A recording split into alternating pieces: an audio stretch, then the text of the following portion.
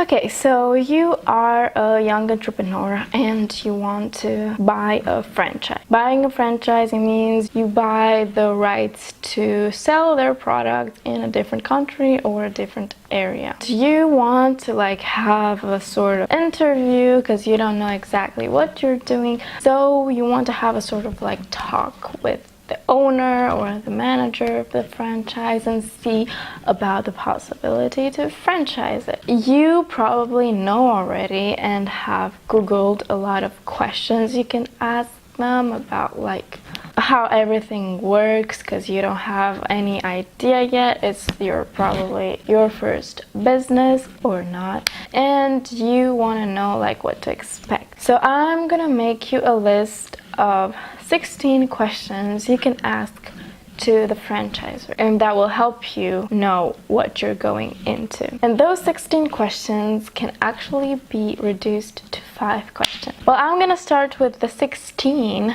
because like that I give you a full list. You can download it in a PDF that is in the description. Stay till the end. I'm gonna give you the 5 clues that you want to know before, and how you can find that information, those 5, somehow else than the franchisor, if the franchisor doesn't want to give out that information, because it's always good to have different opinions. So I'm doing this video because I'm currently in that process, and those 16 questions are, stay tuned. Number 1, how did the franchise started and what is the background? Now you probably can do some researches and don't ask that question. Number 2, what are your criteria for choosing a franchisee? The owner probably has a sort of personality in his mindset and he wants a certain type of people to lean on this business, and you want to know if you have that personality. Number 3, how much, and this is an important one, how much do you have to invest before I can open my doors? So you have an initial fee that includes a training and stuff, and you have the license fee,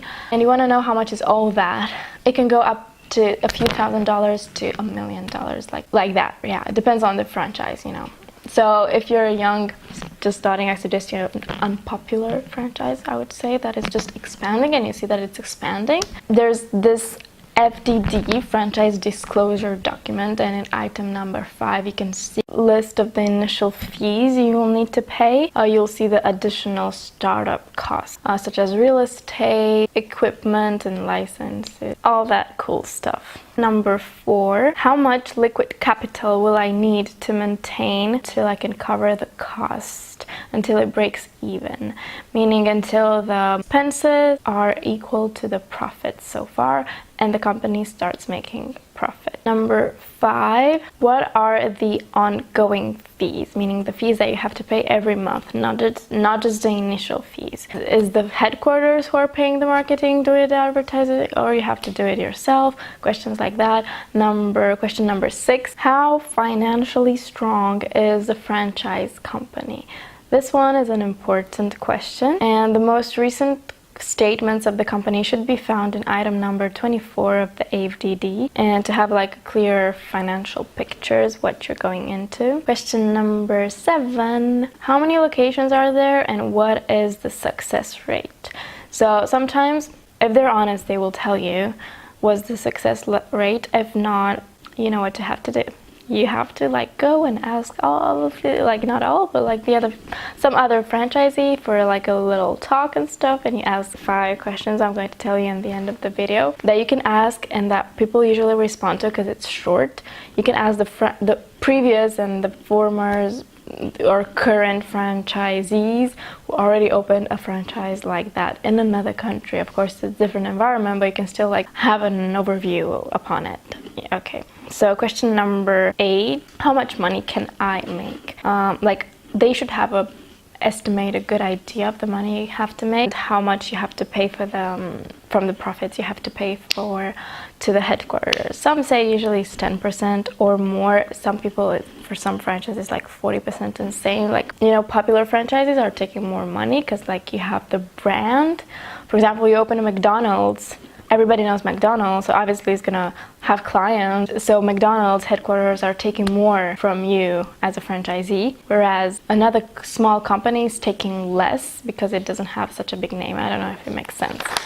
Question number 9. What sets you apart from competitors? They should have a unique selling point if they have it, and you should like try to see if like that product you want to sell and franchise is not yet currently already found or similar in the market, if it's a unique one or if it's like worth the competition. Number 10. What support do you offer aside the training, the initial trainings? Is he going to train you in terms of advertisement, in terms of stock, in terms of supply chain, all this stuff? Normally you get a training, initial training, but what other support, ongoing support? Is it like daily? Is it like monthly reports? Is it like, you know, so you kind of know what your relationship is going to be with the owner after you start. If you have to update him every day, you know, it's going to be quite tiring. I mean, you know what I mean? Question number 11. 11. Question number 11. How do you resolve disagreements when there are disagreements or disputes with the owner? Like if there's a misunderstanding, if like there's like, I don't know, like a crazy client is gonna pursue you, how do you resolve that? The disagreements also with the supplies, and I don't know, like to see his method and his approach, what kind of person he is, if you want to work with him or her or not. Number 12. What are your expectations of your franchise owners, like regarding payments, regarding operations and obligations, and like other obligations? Next question, and which is also an important one, it's what will my territory be and how will it be protected? Some franchise owners are taking the ownership of if you buy the place and then you close the business and you sell it or you don't want it anymore. The headquarters are taking the real estate place in some cases that I will not name, but it's better to know what's your territory, what's your limitations, and the rights you have under the agreement. Does he have the right to approve the location, or you can find it yourself and it doesn't matter? Do you have an exclusive protected territory from competition? What kind of input will I have in the marketing strategy and advertisement strategy? That's what like like I already mentioned. Will you have to do the advertisement yourself? What's the budget? Does he make it for you? Is it like on big stream, mainstream, or is it like local? Another interesting question is, what is the typical day? How does a typical day look like? Day-to-day tasks and goals. And finally, last question, can I speak with a current franchisee about their experience? So that's what I'm going to go with, the 5 questions. Maybe he will give you the contacts, maybe not. What I did is I went on Instagram, I went on Google Maps, I found out the franchises, and I tried to get in contact with them, either telephone or email, depending on how I see if they're like active on social media. You can like there's a link in their Instagram to their email or phone. If they're not active, better call. Sometimes the call doesn't work, and yeah, the phone didn't work and it was like a wrong phone or something. Anyway, you know, when you're asking somebody who already has the business, you don't want to waste their time, you know, so you're just going to narrow down to 5 essential questions. First one is, what is the initial fee you have to pay and the licensing? Number 2, how long did it take until you managed to cover those costs and start to make profit, aka break even, it's called. Number 3, what support are you receiving from the headquarters? Number 4, what percentage does the owner of the headquarters of the company franchise retain, and what do you have? And number 5, it was the profit. And usually they will be able to respond this question and accept to respond to those questions, because it's not like you're asking the owner, or what's your profit? It's like you're asking a franchisee, which is a little bit different, and you're saying that you are a developer and you want to open this franchise and you want to know if it's safe. So they will tell you their personal opinion, if they think it's safe or not, if they think they like it, they like what you're doing, what are the main challenges they're facing.